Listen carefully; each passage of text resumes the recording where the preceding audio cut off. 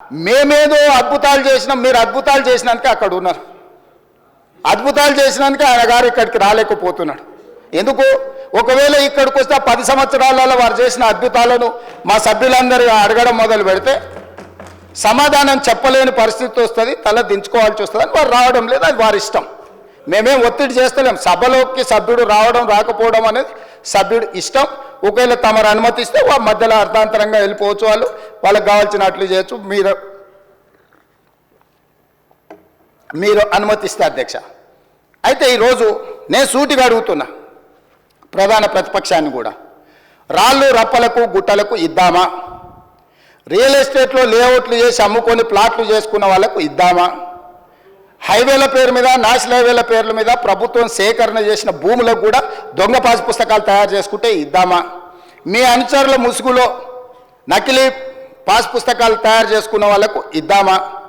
ఈరోజు హైదరాబాదు చుట్టుముట్టూత వ్యవసాయ భూములు, వ్యవసాయేతర కన్వర్షన్స్ జరిగి, నాలా కన్వర్షన్ జరిగి ఈరోజు పరిశ్రమలు నెలకొల్పినారు. వీటన్నిటి కూడా మనము ఇద్దామా?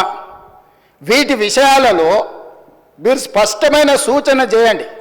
మీ సూచనలన్నిటిని క్రోడీకరించి ఒక రిపోర్ట్ తయారు చేసి, ఎందుకంటే ఇప్పటికీ ఈ అంశాన్ని రైతు భరోసాను అమలు చేయడానికి మా మంత్రివర్గ ఉపసంఘాన్ని వేసింది. దానికి బాధ్యతగా ఉప ముఖ్యమంత్రి వర్యులు, ఆర్థిక మంత్రి వర్యులు, వారి నాయకత్వంలో వ్యవసాయ శాఖ మంత్రి, రెవెన్యూ శాఖ మంత్రి, అదేవిధంగా సివిల్ సప్లైస్ మినిస్టరు, అదేవిధంగా ఐటీ అండ్ ఇండస్ట్రీస్ మినిస్టర్ను వీళ్ళందరినీ అందులో సభ్యులుగా పెట్టి అన్ని జిల్లాలు తిరిగినారు అధ్యక్ష. వ్యవసాయ సహకార సంఘాలతో మాట్లాడినారు, రైతు సంఘాలతో మాట్లాడినారు, రైతు కూలీ సంఘాలతో మాట్లాడినారు, రైతులతో మాట్లాడినారు, ప్రజాప్రతినిధులతో మాట్లాడినారు, సభలో లేని రాజకీయ పార్టీలతో మాట్లాడి, కొన్ని రాజకీయ పార్టీలు సభలోకి రాలేకపోయినాయి అధ్యక్ష కొన్ని కారణాల చేత. అంత మాత్రాన సమస్య పట్ల వాళ్ళకి అవగాహన లేదని మనం అనుకోనికే లేదు కదా అధ్యక్ష. వాళ్ళతో పాటు చట్టసభలో కూడా చర్చించి మీరు మీ అంతలో మీరే ఊహించుకొని, మీ అంతలో మీరే కాయించుకొని, మీ అంతలో మీరే దూషించి, మీ అంతలో మీరే బయటకు వెళ్ళిపోయి ఏంటి అధ్యక్ష ఇది? స్పష్టంగా ఈ ప్రభుత్వం వినడానికి సిద్ధంగా ఉంది.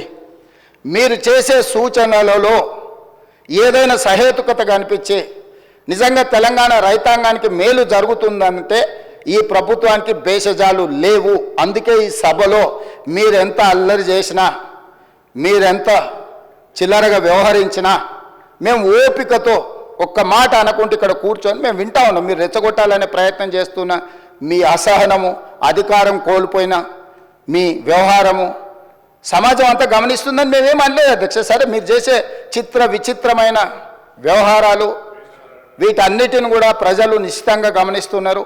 ప్రజలు ఏ తీర్పు ఇవ్వాలనో ఇచ్చినప్పుడు ఇచ్చిండ్రు, మళ్ళోసారి కూడా ఇస్తారు. అందుకోసం మేమేమనలే. ఇప్పటికైనా పాయల్ శంకర్ గారు కొన్ని సూచనలు చేశారు. డెఫినెట్గా లిమిట్ పెట్టకండి, మీరు సీలింగ్ పెట్టకండి, ఆ కొద్ది మందిని కూడా ఎందుకు మీరు బాధ పెడతారని కొన్ని సూచనలు చేసిండు. అదేవిధంగా మీరు మంచిగా వాళ్ళకు అన్ని రకాలుగా వాళ్ళకు నమ్మకం కలిగించేటట్టు కొన్ని నిర్ణయాలు తీసుకోమన్నారు.